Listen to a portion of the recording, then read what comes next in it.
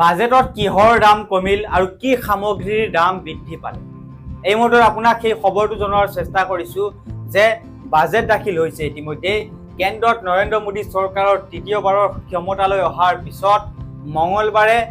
নতুন চৰকাৰৰ পূৰ্ণাংগ বাজেট দাখিল কৰিছে ইতিমধ্যে বিত্তমন্ত্ৰী নিৰ্মলা সীতাৰামনে একাধিক সামগ্ৰীৰ ওপৰত কৰ ৰেহাইৰ কথা ঘোষণা কৰিছে বাজেটত লগতে কৰ বৃদ্ধি কৰা হৈছে কিছু সামগ্ৰী আৰু বাজেটৰ পিছত কি সামগ্ৰীৰ দাম কমিব কিহৰ দাম বাঢ়িব এই খবৰটো আপোনাক জনোৱাৰ চেষ্টা কৰিছো যে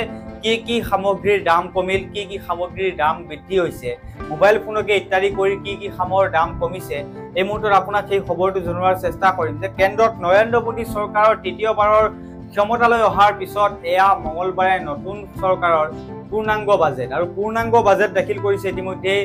বিত্তমন্ত্ৰী নিৰ্মলা সীতাৰামনে এই মুহূৰ্তত আপোনাক সেই খবৰটো সবিস্তাৰে জনোৱাৰ চেষ্টা কৰিছো যে কি সামগ্ৰীৰ দাম কমিছে কি সামগ্ৰীৰ দাম বৃদ্ধি হৈছে আমি জনাইছো সেই খবৰটো যে মোবাইল ফোন মোবাইল চাৰ্জাৰ আৰু অন্যান্য মোবাইল সৰঞ্জামৰ দামো কমিছে এই সামগ্ৰীবোৰৰ ওপৰত সাধাৰণ শুল্ক হ্ৰাস কৰা হৈছে প্ৰায় 15% ফলত পূৰ্বৰ তুলনাত কমত পাব মোবাইল আৰু সেই সংক্ৰান্তীয় সামগ্ৰী সোণ আৰু ৰূপৰ দামো হ্ৰাস পাব মঙলবাৰে নিৰ্মলা সীতাৰামনে জনাইছে সোণ আৰু ৰূপৰ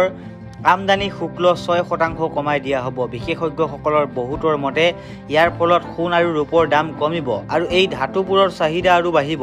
সাধাৰণ মানুহ আৰু বেছিকৈ সোণ ৰূপৰ গহনা কিনিবলৈ আৰম্ভ কৰিব প্লেটিনামৰ ওপৰত 6.4% শুল্ক হ্ৰাস কৰা হ'ব প্লেটিনামৰ দামো হ্ৰাস পাব আৰু দুবিধ ধাতুৰ দাম কমিব নিকেল আৰু তামৰ ওপৰত সাধাৰণ কৰ উঠাই দিব চৰকাৰে ফলত এই দুবিধ ধাতুৰ দামো বহু পৰিমাণে হ্ৰাস পাব ইয়াৰ উপৰি 25টা গুৰুত্বপূৰ্ণ ধাতুৰ ওপৰত কৰ সম্পূৰ্ণৰূপে উঠাই দিয়া হৈছে সোলাৰ পেনেল তৈয়াৰৰ বাবে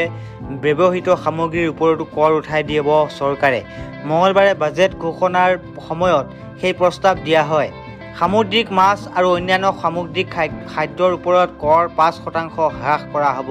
ইফালে বাজেটত কিছুমান সামগ্ৰীৰ দাম বাঢ়িছে বৃদ্ধি কৰা হৈছে কৰৰ পৰিণাম টেলি যোগাযোগৰ সৰঞ্জামৰ ওপৰত ইমান দিনে 10% কৰ লোৱা হৈছিল এইবাৰৰ পৰা 15% কৰ লোৱা হ'ব বুলি